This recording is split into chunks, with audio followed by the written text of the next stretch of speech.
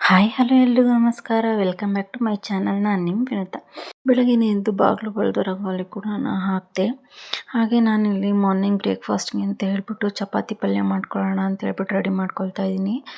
ನಾನಿಲ್ಲಿ ಬೆಂಡೆಕಾಯಿ ಗೊಜ್ಜು ಮಾಡ್ಕೊಳ್ಳೋಣ ಅಂತೇಳಿ ರೆಡಿ ಮಾಡ್ಕೊತಾ ಇದ್ದೀನಿ. ಮೊದಲಿಗೆ ಒಂದು ಬಾಣಲಿಗೆ ಒಂದು 3 4 ಸ್ಪೂನಷ್ಟು ಎಣ್ಣೆ, ಸಾಸಿವೆ ಹಾಗೆ ಜೀರಿಗೆನ ಚಟಪಟ ಸಿಡಿಯೋಕೆ ಬಿಡ್ತೀನಿ. ಆದ ನಂತರ ನಾನಿಲ್ಲಿ ಹೆಚ್ಚಿಟ್ಕೊಂಡಿರೋ ಅಂಥ ಹಸಿಮೆಣ್ಸಿನ್ಕಾಯಿ ಹಾಗೆ ಚಿಕ್ಕದಾಗಿ ಹೆಚ್ಚಿಟ್ಕೊಂಡಿರೋ ಅಂಥ ಈರುಳ್ಳಿನೂ ಕೂಡ ಸೇರಿಸ್ತಾ ಇದ್ದೀನಿ. ಸೇರಿಸ್ಬಿಟ್ಟು ಇದನ್ನು ನೀಟಾಗಿ ಫ್ರೈ ಮಾಡ್ಕೊತೀನಿ. ಮೀಡಿಯಮ್ ಫ್ಲೇಮಲ್ಲಿ ಇಟ್ಕೊಂಡೆ ಫ್ರೈ ಮಾಡ್ಕೊಳ್ಳಿ. ಈ ಗೊಜ್ಜು ತುಂಬ ಟೇಸ್ಟಿಯಾಗಿರುತ್ತೆ.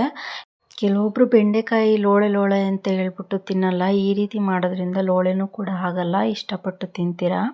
ಹಾಗೆ ನಂತರ ನಾನು ಇದಕ್ಕೆ ಚಿಕ್ಕದಾಗಿ ಹೆಚ್ಚಿಟ್ಕೊಂಡಿರುವಂಥ ಟೊಮೆಟೊನೂ ಕೂಡ ಸೇರಿಸ್ಕೊತಾ ಇದ್ದೀನಿ. ಇದನ್ನು ಕೂಡ ನಾವು ಸ್ವಲ್ಪ ಫ್ರೈ ಮಾಡ್ಕೋಬೇಕಾಗುತ್ತೆ. ಹಾಗೆ ಒಂದು ಸ್ಪೂನಷ್ಟು ಜಿಂಜರ್ ಗಾರ್ಲಿಕ್ ಪೇಸ್ಟ್ನ ಹಾಕ್ಬಿಟ್ಟು ಸ್ವಲ್ಪ ಫ್ರೈ ಮಾಡ್ಕೊತೀನಿ. ಫ್ರೈ ಮಾಡ್ಕೊಂಡ ನಂತರ ನಾನು ಇದಕ್ಕೆ 1 ಸ್ಪೂನಷ್ಟು ಗರಂ ಮಸಾಲ ಹಾಗೆ 1 ಸ್ಪೂನಷ್ಟು ಜೀರಾ ಪೌಡರು ಹಾಗೆ 1 ಸ್ಪೂನಷ್ಟು ಧನಿಯಾ ಪೌಡರ್ನ ಹಾಕ್ಬಿಟ್ಟು ಇದನ್ನು ಫ್ರೈ ಮಾಡ್ಕೊತೀನಿ. ನೀವು ಮಸಾಲ ಐಟಮ್ನ ಹಾಕಬೇಕಾದ್ರೆ ಗ್ಯಾಸ್ನ ಲೋ ಫ್ಲೇಮಲ್ಲಿ ಇಟ್ಕೊಂಡೆ ಹಾಕಿ.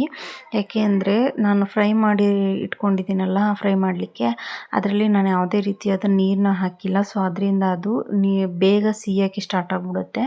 ಸೊ ಅದಕ್ಕೋಸ್ಕರ ಲೋ ಫ್ಲೇಮಲ್ಲಿ ಇಟ್ಕೊಂಡೆ ಮಾಡ್ಕೊಳ್ಳಿ. ನಂತರ ಇದನ್ನು 1 2 3 ನಿಮಿಷ ಫ್ರೈ ಮಾಡ್ಕೊಂಡ ನಂತರ ನಾನಿಲ್ಲಿ 1 ಕಪ್ಪಷ್ಟು ಮೊಸರನ್ನ ಹಾಕ್ತಾಯಿದ್ದೀನಿ. ಮೊಸರು ಹಾಕಬೇಕಾದ್ರೆ ನೀವು ಯಾವುದೇ ಕಾರಣಕ್ಕೂ ಲೋ ಫ್ಲೇಮಲ್ಲಿ ಇಟ್ಕೊಂಡು ಮಾಡ್ಕೊಳಕ್ಕೆ ಹೋಗಬೇಡಿ. ಮೊಸರು ಒಂಥರ ಗಂಟು ಥರ ಆಗಿಬಿಡುತ್ತೆ. ಹೈ ಫ್ಲೇಮಲ್ಲಿ ಇಟ್ಕೊಂಡು ಮೊಸರನ್ನ ಹಾಕ್ಕೊಂಡು ನೀಟಾಗಿ ಇದನ್ನು ಫ್ರೈ ಮಾಡ್ಕೊಳ್ಳಿ. ಕೈ ಯಾವುದೇ ಕಾರಣಕ್ಕೂ ಬಿಡಬೇಡಿ, ಕೈ ಆಡಿಸ್ತಾ ಇರಿ. ಮೊಸರನ್ನ ಹಾಕಿ ನೀಟಾಗಿ ಒಂದು 5 6 ನಿಮಿಷದಷ್ಟು ನಾನಿಲ್ಲಿ ಫ್ರೈ ಮಾಡ್ಕೊತೀನಿ. ನಂತರ ನಾನಿಲ್ಲಿ ಬೆಂಡೆಕಾಯಿನೂ ಕೂಡ ಫ್ರೈ ಮಾಡ್ಕೊತಾ ಇದ್ದೀನಿ. ಬೆಂಡೆಕಾಯಿನ ನಾನು ನೀಟಾಗಿ ತೊಳೆದ್ಬಿಟ್ಟು ಬಟ್ಟೆಯಲ್ಲಿ ಒರೆಸಿ ಸ್ವಲ್ಪ ಹೊತ್ತು ಆರಾಕ್ಬಿಟ್ಟು ಹೆಚ್ಚಿಟ್ಕೊಂಡಿದ್ದೀನಿ ಉದ್ದುದವಾಗಿ. ನೀರು ಹಂಗೆ ಇದ್ದರೆ ಅದು ಲೋಳೆ ಲೋಳೆ ಆಗಿಬಿಡುತ್ತೆ. ಸೊ ಅದಕ್ಕೋಸ್ಕರ ನಾನು ಹೆಚ್ಚಿಟ್ಕೊಂಡು ಒಂದು ಬೌಲ್ಗೆ ಅರಿಶಿನ ಪುಡಿ ಹಾಗೆ 1 ಸ್ಪೂನಷ್ಟು ಕಡಲೆ ಹಿಟ್ಟು ಹಾಗೆ ಸ್ವಲ್ಪ ಖಾರದ ಪುಡಿ, ಸ್ವಲ್ಪ ನಿಂಬೆಹಣ್ಣಿನ ರಸ ಹಾಗೂ 1 2 ಸ್ಪೂನಷ್ಟು ನೀರು ಹಾಕ್ಕೊಂಡು ನಾನು ಇದನ್ನು ಮಿಕ್ಸ್ ಮಾಡಿಕೊಂಡು ಒಂದು ಬಾಣಲಿಯಲ್ಲಿ ಇಟ್ಬಿಟ್ಟು ಇದನ್ನು ನೀಟಾಗಿ ಫ್ರೈ ಮಾಡ್ಕೊತಾ ಇದ್ದೀನಿ. ನೋಡಿ, ಈ ರೀತಿ ಫ್ರೈ ಮಾಡ್ಕೋಬೇಕು. ಇದನ್ನು ಕೂಡ ಹೈ ಫ್ಲೇಮಲ್ಲಿ ಇಟ್ಕೊಂಡು ಮಾಡ್ಕೊಳ್ಳಿಕ್ಕೆ ಹೋಗಬೇಡಿ. ಮಾರ್ನಿಂಗ್ ಬ್ರೇಕ್ಫಾಸ್ಟ್ ಅಲ್ವಾ, ಸ್ವಲ್ಪ ಗಡಿಬಿಡಿಲಾಗಿದೆ. ಸೊ ಅದಕ್ಕೆ ಬೆಂಡೆಕಾಯ್ದು ಮಿಕ್ಸ್ ಮಾಡ್ಕೊಂಡಿರೋದು ನಾನಿಲ್ಲಿ ತೋರಿಸ್ಲಿಕ್ಕಾಗಿಲ್ಲ.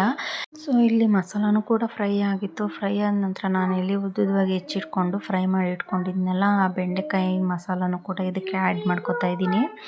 ಆ್ಯಡ್ ಮಾಡಿಕೊಂಡು ಇದನ್ನು ಕೂಡ ನೀಟಾಗಿ ಮಿಕ್ಸ್ ಮಾಡಿಕೊಂಡು ನಿಮಗೆ ಎಷ್ಟು ತಿಕ್ನೆಸ್ ಬೇಕೋ ಅಷ್ಟು ತಿಕ್ನೆಸ್ನ ನೋಡಿಕೊಂಡು ನೀವು ಇದಕ್ಕೆ ನೀರನ್ನ ಆ್ಯಡ್ ಮಾಡ್ಕೊಳ್ಳಿ. ನನಗೆ ಸ್ವಲ್ಪ ಚಪಾತಿಗೆ ಅಲ್ವಾ, ಸೊ ಹಾಗೆ ರೈಸ್ಗೂ ಕೂಡ ಆಗುತ್ತೆ ಅಂತ ಹೇಳ್ಬಿಟ್ಟು ಸ್ವಲ್ಪ ನಾನು ತೆಳುವಾಗಿ ಮಾಡ್ಕೊಂಡಿದ್ದೀನಿ. ನಂತರ ನಾನು ಇದಕ್ಕೆ 1 ಸ್ಪೂನಷ್ಟು ಕಸೂರಿ ಮೇಥಿನ ಹಾಕ್ತಾಯಿದ್ದೀನಿ. ಕಸೂರಿ ಮೇಥಿನ ಹಾಕೋದ್ರಿಂದ ಫ್ಲೇವರ್ ಕೂಡ ತುಂಬ ಚೆನ್ನಾಗಿರುತ್ತೆ. ಹಾಗೆ ರುಚಿಗೆ ತಕ್ಕಷ್ಟು ಉಪ್ಪನ್ನ ಹಾಕ್ಬಿಟ್ಟು ಇದನ್ನು ನೀಟಾಗಿ ಮಿಕ್ಸ್ ಮಾಡಿಕೊಂಡು ಕೊನೆಯದಾಗಿ ನಾನಿಲ್ಲಿ ಕೊತ್ತಂಬರಿ ಸೊಪ್ಪನ್ನು ಕೂಡ ಹಾಕ್ತಾಯಿದ್ದೀನಿ. ಕೊತ್ತಂಬರಿ ಸೊಪ್ಪನ್ನ ಹಾಕ್ಬಿಟ್ಟು ಲಿಡ್ನ ಕ್ಲೋಸ್ ಮಾಡಿಬಿಟ್ಟು ನಾನಿಲ್ಲಿ ಲೋ ಫ್ಲೇಮಲ್ಲಿ ಇಟ್ಬಿಟ್ಟು ಇದನ್ನು ಫ್ರೈ ಆಗಲಿಕ್ಕೆ ಬಿಡ್ತೀನಿ, ಪಕ್ಕದ ಗ್ಯಾಸ್ಗೆ ಇಟ್ಬಿಟ್ಟು. ಈಗ ನಾನಿಲ್ಲಿ ಚಪಾತಿನೂ ಕೂಡ ಮಾಡ್ಕೋಬೇಕಲ್ವ, ಸೊ ಅದಕ್ಕೂ ಕೂಡ ರೆಡಿ ಮಾಡ್ಕೊತಾ ಇದ್ದೀನಿ. ನಾನು ಬೆಳಗ್ಗೆನೇ ಚಪಾತಿನ ಹಿಟ್ಟನ್ನು ಕೂಡ ಕಲಸಿಟ್ಟಿದ್ದೆ. ಸೊ ಅದನ್ನು ಕೂಡ ನೆಂದಿತ್ತು. ಸೊ ಇವಾಗ ಚಪಾತಿನ ಲಟ್ಟಿಸ್ಕೊಂಡು ಬೇಯಿಸ್ಕೊತಾ ಇದ್ದೀನಿ. ನಾನು ಚಪಾತಿ ಎಲ್ಲ ರೆಡಿ ಮಾಡ್ಕೊಳ್ಳೋ ಅಷ್ಟರಲ್ಲಿ ಈ ಕಡೆ ಬೆಂಡೆಕಾಯಿ ಗೊಜ್ಜು ಕೂಡ ರೆಡಿಯಾಗಿತ್ತು. ಟೇಸ್ಟ್ ಕೂಡ ತುಂಬ ಚೆನ್ನಾಗಿರುತ್ತೆ. ನಿಮಗೆ ಸ್ವಲ್ಪ ಸ್ವೀಟಿಶ್ ಬೇಕಂದರೆ ನೀವು ಬೆಲ್ಲನೂ ಕೂಡ ಆ್ಯಡ್ ಮಾಡ್ಕೊಳ್ಳಿ. ನಾನು ಈ ಟೈಮಲ್ಲಿ ಸ್ವಲ್ಪ ಬೆಲ್ಲನ ಆ್ಯಡ್ ಮಾಡ್ಕೊಂಡಿದ್ದೀನಿ. ಸೊ ಪಲ್ಯನೂ ಕೂಡ ರೆಡಿಯಾಗಿತ್ತು. ಸೊ ಹಾಗೆ ಅವಳಿಗೆ ಲಂಚ್ ಬಾಕ್ಸ್ಗೂ ಕೂಡ ಹಾಕಿದ್ದಾಯಿತು. 2 ಚಪಾತಿ ಹಾಗೆ ಪಲ್ಯನೂ ಕೂಡ ಹಾಕಿದ್ದೀನಿ. ಹಾಗೆ ಸ್ನ್ಯಾಕ್ಸ್ಗೆ ಅಂತ ಹೇಳ್ಬಿಟ್ಟು ನಾನಿಲ್ಲಿ ಪಪಾಯನ ಹಾಕಿದ್ದೀನಿ. ಇದು ನನ್ನ ಬ್ರೇಕ್ಫಾಸ್ಟ್ ಆಗಿತ್ತು ಮಾರ್ನಿಂಗ್, ನನ್ನ ಹಾಗೆ ನನ್ನ ಹಸ್ಬೆಂಡ್ ಬ್ರೇಕ್ಫಾಸ್ಟು. ಸೊ ಇವತ್ತು ಮಗಳನ್ನ ಅಮ್ಮ ಬಿಟ್ಟು ಬರಲಿಕ್ಕೆ ಸ್ಕೂಲ್ಗೆ ಅಂತ ಹೋದರು. ಸೊ ಅವಳು ಕೂಡ ಸ್ಕೂಲ್ಗೆ ಹೋದ್ಲು. ಹಾಗೆ ನನ್ನ ಹಸ್ಬೆಂಡ್ ಕೂಡ ಇಲ್ಲಿ ರೆಡಿಯಾಗಿ ಬ್ರೇಕ್ಫಾಸ್ಟ್ನ ಮಾಡ್ಕೋತಾ ಇದ್ದಾರೆ. ಹಾಗೆ ನಾನಿಲ್ಲಿ ಆ ಟೈಮಲ್ಲಿ ಸ್ವಲ್ಪ ಕಾಫಿನೂ ಕೂಡ ಮಾಡಿಕೊಂಡೆ. ಹಾಗೆ ಅಮ್ಮನೂ ಕೂಡ ಅವಳನ್ನು ಬಿಟ್ಬಿಟ್ಟು ಬಂದರು. ಸೊ ಅಮ್ಮ ಹಾಗೆ ನನಗೂ ಇಬ್ಬರು ಕೂಡ ಕಾಫಿ ಮಾಡ್ಕೊಂಡು ಕುಡಿತಾ ಇದ್ವಿ. ನಾನಿಲ್ಲಿ ನಮ್ಮ ಮನೆಯವರಿಗೆ ಪಲ್ಯ ಹೇಗಿದೆ ಅಂತ ಹೇಳ್ಬಿಟ್ಟು ಟೇಸ್ಟ್ ಹೇಳಿ ಅಂತ ಕೇಳಿದ್ರೆ ಅವರಿಲ್ಲಿ ನನ್ನ ಬಗ್ಗೆನೇ ಹೇಳ್ತಾ ಇದ್ದಾರೆ. ನಿನ್ನಂಗೆ ಇದೆ ಪಲ್ಯ ಅಂತ ಹೇಳ್ಬಿಟ್ಟು, ನಿನ್ನಷ್ಟೇ ಖಾರವಾಗಿ ನಿನ್ನಷ್ಟೇ ಸ್ವೀಟ್ ಆಗಿದೆ ಅಂತ ಹೇಳ್ಬಿಟ್ಟು ಎಲ್ಲರೂ ರೇಗಿಸ್ತಾ ಇದ್ದಾರೆ. ಸೊ ಇದಾಗಿತ್ತು ಇವತ್ತಿನ ನನ್ನ ವಿಡಿಯೋ. ಪ್ಲೀಸ್ ಲೈಕ್ ಮಾಡಿ, ಶೇರ್ ಮಾಡಿ, ಸಬ್ಸ್ಕ್ರೈಬ್ ಮಾಡಿ. Thank you.